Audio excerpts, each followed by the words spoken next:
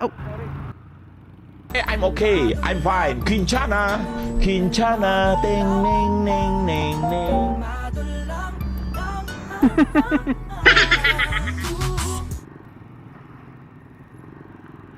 Putik.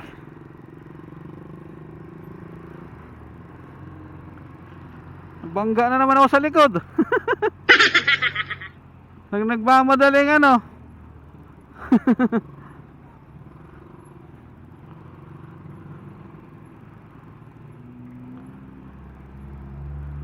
Wala, nagmamadali, traffic naman.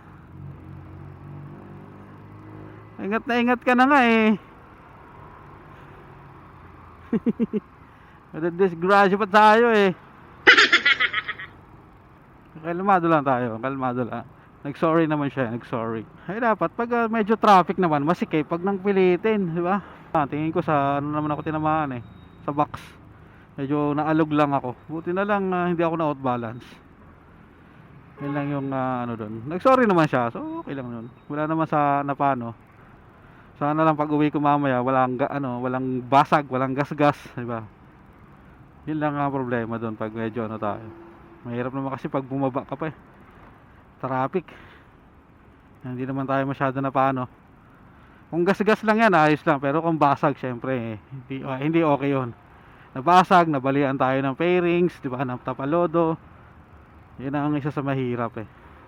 Kasi naranasan ko na yan eh, na nabaluktutan ako ng center stand. Hindi ko alam.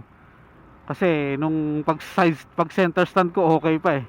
Nung pag-uwi ko ng bahay, hindi ko na mataalis yung center stand ko kasi nakalak na pala sa gulong. Yung pala, nabaluktot na. Magkano rin yun? 2.5 yung ano na yun. 2.5 yung ano yun ha. Stainless center stand yun. So hindi ko na pina-repair kasi siyempre baka lumala, hindi na hindi ko na siya machine shop ba yun. Bumili na ulit ako ng bago. 2.5.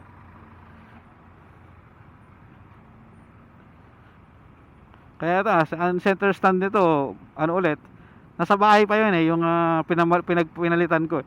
So yung pinili ko ngayon medyo makapal na dun sa naunang stainless center stand. Maambo na tuloy. Ayan, August, ano ba ngayon? August 2025 na